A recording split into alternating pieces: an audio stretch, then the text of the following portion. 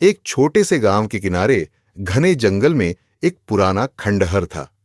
गांव के बड़े बुजुर्गों का कहना था कि वहां एक चुड़ैल रहती है जो रात को शिकार के लिए निकलती है। लोग बताते थे कि उसकी लंबी बिखरी हुई बालें, लाल जलती हुई आंखें और उल्टी एड़ियां थीं।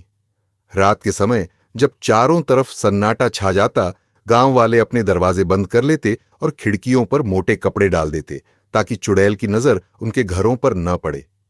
एक दिन गांव के 3 नौजवानों ने तय किया कि वे चुड़ैल की सच्चाई जानेंगे। वे अपने साथ मशालें और एक छोटा सा खंजर लेकर रात के समय जंगल में गए। जंगल में घुसते ही उनके दिल जोर जोर से धड़कने लगे। हर तरफ अजीबोगरीब आवाजें आ रही थीं और हवा में अजीब सी ठंडक थी।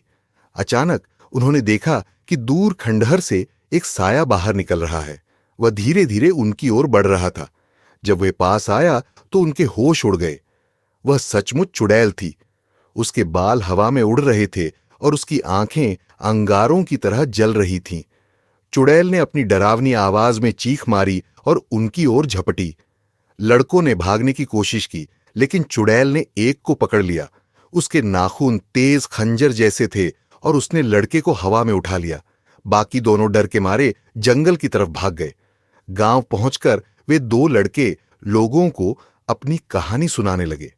अगली सुबह गांव के कुछ लोग जंगल गए, लेकिन वहां अपने साथी का कोई पता नहीं चला। बस एक पेड़ पर खून के निशान थे। उस दिन के बाद कोई भी उस खंडहर की ओर जाने की हिम्मत नहीं करता।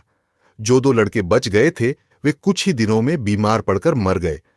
गांव वाले कहते हैं कि चुड़ैल उनकी आत्माएं ले गई। आज भी रात के समय उस खंडहर से चीखने चिल्लाने की आवाजें आती हैं।